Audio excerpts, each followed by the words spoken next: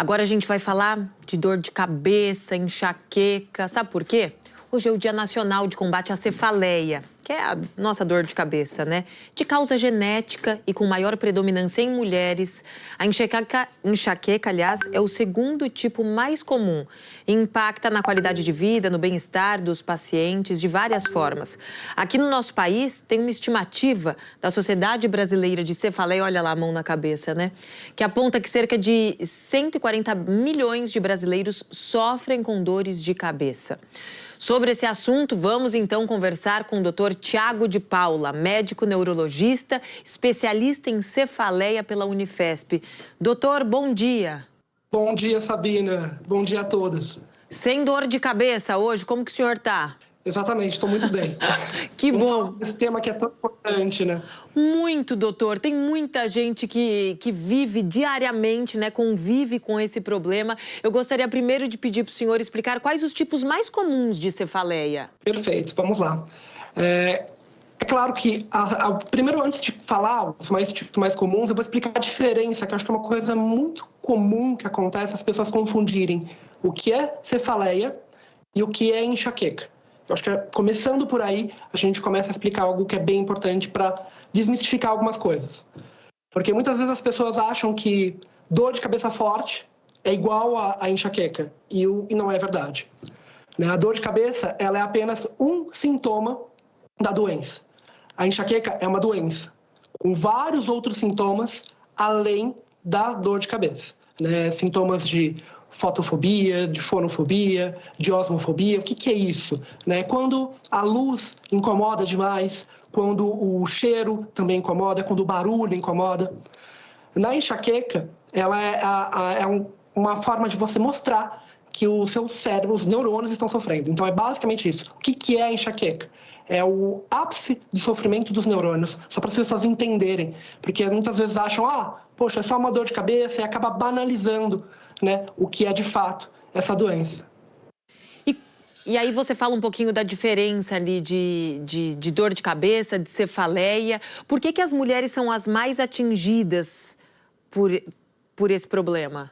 Não, perfeito. Assim, é muito comum também acreditar que enxaqueca é uma doença só de mulher, né? É uma doença que acomete, sim, mulheres, mas também acomete homens. Mas por que mais as mulheres do que os homens? Existe um fator hormonal, tá? Que ele vai fazer com que as mulheres elas sofram um pouco mais dessa doença do que os homens. Mas os homens também têm. Mas as mulheres, muitas vezes, elas sofrem caladas, né? Porque às vezes a frequência de dor é tão alta, mas tão frequente, e elas acabam, infelizmente, muitas vezes nem falando que estão com dor, né? A mulher, sim, sofre mais do que o homem. E como que a gente trata, doutor? Olha, é muito importante saber que a enxaqueca tem tratamento, né? E, antes de tudo, né, não achar que está tratando a doença tomando remédio de crise. Esse é um dos maiores motivos para as pessoas não procurarem ajuda. Tomar remédio de crise achando que está tratando a enxaqueca. Na realidade, você está tendo uma crise de dor. Hoje, existem diversos tratamentos, né? Os tratamentos orais, com alguns anticonvulsivantes, tratamentos mais modernos, que não são tão modernos assim, né? Há 15 anos já tem tratamento com toxina botulínica, que é fantástico para a gente tratar pacientes com enxaqueca crônica. E os tratamentos mais novos, como os anti-CGRPs, que são injeções que a gente pode aplicar de forma mensal ou trimestral nos pacientes. Essas são mais recentes, a gente tem elas já há 5 anos no Brasil, e elas são muito eficazes também no controle da doença. Doutor Tiago, a gente lançou uma enquete no nosso Instagram, na minha rede social também, mas no oficial do bomdiasaopaulo.globo, perguntando, né? Você tem enxaqueca ou dor de cabeça? Conta pra gente na caixinha, isso já tá bombando. São muitas as dúvidas. Gostaria que o senhor já esclarecesse nesse primeiro momento algumas. Olha só, por gentileza, né?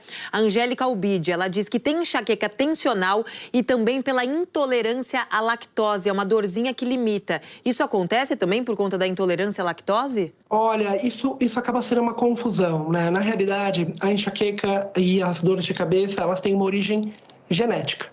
Então, a pessoa ela tem uma predisposição genética para ter a dor. E muitas vezes ela coloca a culpa em alguns gatilhos.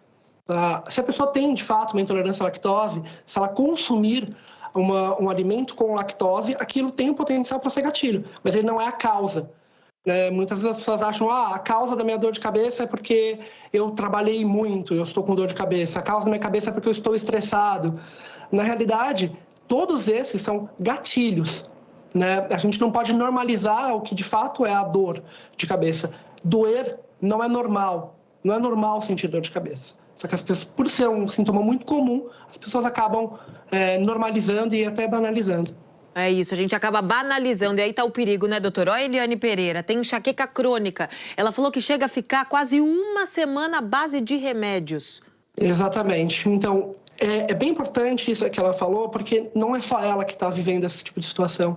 Existem muitos brasileiros nessa mesma situação de terem dores diárias e ficar tomando medicamentos todos os dias. Mas isso tem que ficar muito claro que não é o tratamento, tá? A principal forma de a gente tratar a doença, na realidade, é retirar o paciente dessa situação. Retirar o paciente do uso excessivo de medicamentos e colocar um tratamento de fato, que são aqueles tratamentos que eu falei anteriormente, tá? Como a toxina botulínica, os anti-CGRPs, medicamentos orais. Mas o mais importante é saber que dor de cabeça não é tratada com remédio de crise. Remédio de crise é o fim. É quando você tem a crise de dor, infelizmente, você já perdeu e o seu cérebro também já perdeu. Você tá vendo? Quando vem a crise de dor, seu cérebro já perdeu e você já perdeu. Isso é muito importante, doutor. Pode tomar uma aguinha.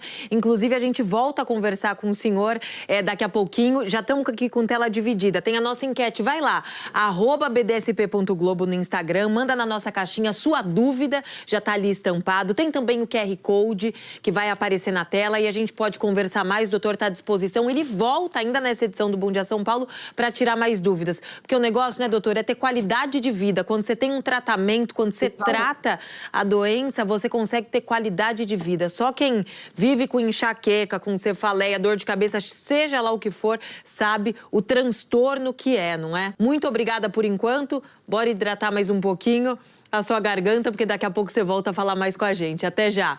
Tiago de Paula, esse querido é o médico neurologista e especialista em cefaleia pela Unifesp. Ficou com alguma dúvida? Então, manda pra gente. Tá aí, recado dado. Instagram, @bdsp.globo, caixinha de perguntas aberta. Vamos voltar a falar do Dia Nacional de Combate à Cefaleia, que a gente conhece como dor de cabeça. Um médico neurologista especialista ali pela Unifesp em cefaleia é o Dr. Tiago de Paula. Ele está ao vivo de novo, respondendo aos nossos questionamentos, ao seu questionamento sobre a doença.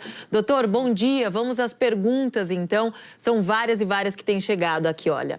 Uma delas, quais os exames são recomendados para a gente diagnosticar a causa da cefaleia? Vamos lá. Primeiramente, infelizmente não tem exame para a gente fazer o diagnóstico, por exemplo, de enxaqueca.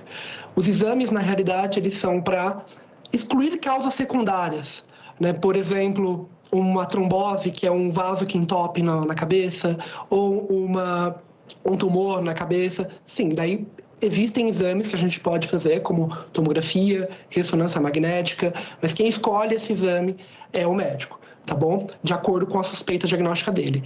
Mas, falando das dores de cabeça e especificamente da enxaqueca, que acaba sendo a que mais incomoda e a mais aflige as pessoas, hoje a gente tem ela como a doença que mais incapacita as pessoas, os adultos jovens, né, do mundo. Né? Então, adultos abaixo de 50 anos de idade é a doença que mais causa incapacidade, segundo a OMS.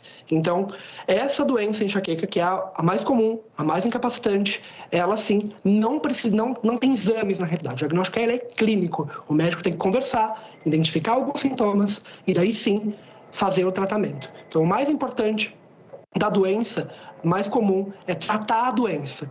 O diagnóstico com exames, muitas vezes, a pessoa fala, poxa, eu quero um exame que fale o que eu tenho. Já fiz um monte de exame e os exames vieram todos normais. Isso é o mais comum. E quando vem normal o exame, não é porque você não tem nada, tá? É porque o seu diagnóstico, ele não é feito com exames de imagem.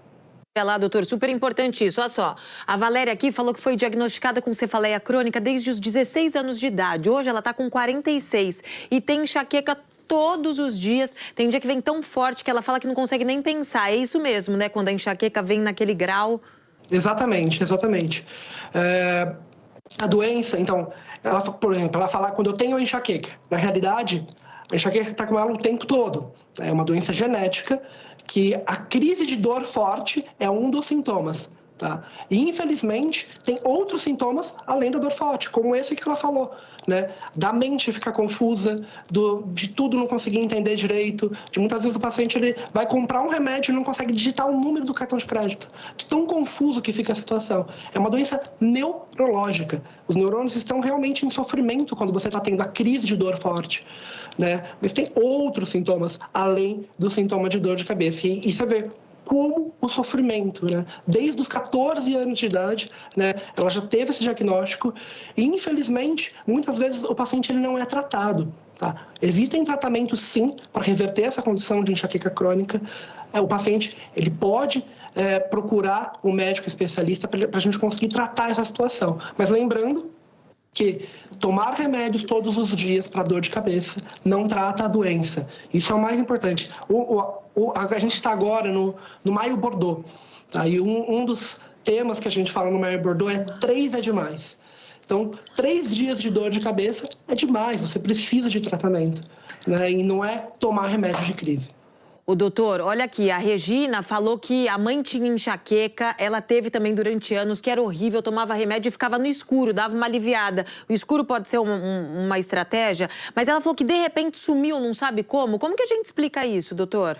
Vamos lá, isso é bem interessante isso. Então, primeiro, vou falar as dores de cabeça, realmente, quando a pessoa tem a crise de dor forte. Sim, se ela for para um lugar escuro, tranquilo, ela vai ter, sim, o alento, é o que a gente faz na hora da crise. Mas o mais importante é saber que tratar a doença é não ter as crises, tá bom? Com relação a, poxa, depois de um tempo as dores foram embora. Na realidade, ela continua com a enxaqueca.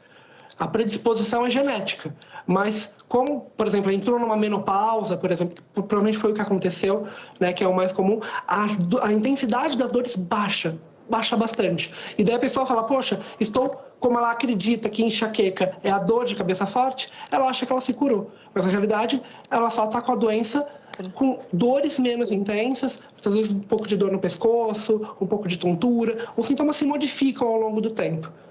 Tá bom? Mas só para vocês entenderem que ela não está curada. Ela só não tem as dores de cabeça forte, né? Porque um fator, que era o fator hormonal, não está mais presente. Doutora, a Suzerlei tem muitas perguntas. Se a gente puder ir ali no papum, porque olha, ela tá tratando dengue, tem uma dor de cabeça super forte que não tá passando com remédio. Tem alguma coisa que possa ajudar a Suzerlei a aliviar essa dor que vem assim de uma forma forte? Exato. Então, o paciente que tem enxaqueca, por exemplo, quando ele tem um quadro infeccioso como a dengue, infelizmente as dores ficam mais fortes. As dores ficam mais fortes. E quando o paciente está com a doença mais controlada, a gente consegue, com analgésicos simples, né, ou com medicamentos tranquilos, baixar essa intensidade de dor. Quando o paciente já está crônico e tem uma doença como essa, realmente tem mais dificuldade de baixar essa dor. Tratando a doença, a gente consegue melhorar. Né? Mas remédios de crise, infelizmente, quanto mais a gente toma, mais dor o paciente vai ter. E nessa situação, ela tem que procurar ajuda médica. Doutor, Patrícia, onde eu busco tratamento e especialista? Qual especialista que eu procuro? Eu não tenho convênio médico, eu vou onde? O que eu procuro para ajudar a resolver essa questão? O especialista mais treinado para tratar essa doença é um neurologista, de fato. Então, procurar um neurologista que tem experiência em tratamento de dores de cabeça é um caminho, tá bom? Você pode encontrar isso também na rede pública, existe neurologista, tem na rede privada, mas o especialista que trata a doença, de fato, é um neurologista. Doutor, olha, no nosso Instagram, a Neudi Costa, ela diz que o maior gatilho dela é o sol e o período menstrual. Muitas perguntas também chegando com relação a essa questão da menstruação. Exato. Com relação à menstruação, é um dos principais gatilhos da mulher. É o que faz a doença ser mais grave, de fato, em mulheres. Mas lembrar que ele não é a causa, ele é um gatilho. A alteração climática também é um gatilho importante, quando o paciente está exposto ao sol, ou quando tem uma queda abrupta de temperatura. Tudo isso é gatilho. O que a gente sabe hoje é que, ao tratar a doença, os gatilhos vão perdendo a força de forma paulatina e progressivamente. Então, mais uma vez, reforçando a importância de você fazer um tratamento adequado. É isso, tratamento. A gente não pode ficar mascarando, né, doutor, com um remedinho aqui e outro acolá. O negócio é tratar e ir lá na raiz do problema. Olha, nós poderíamos passar o restante do Bom Dia São Paulo conversando, porque são várias e várias questões e a gente vê o quanto esse problema atinge mesmo a população. Mas eu agradeço a sua participação. Doutor Tiago de Paula é médico neurologista, especialista em cefaleia pela Unifesp. Um bom dia para o senhor, muito obrigada. Bom dia, eu que queria agradecer a oportunidade de estar aqui falando sobre esse tema tão importante. É isso, doutor. Obrigada. Tchau, tchau.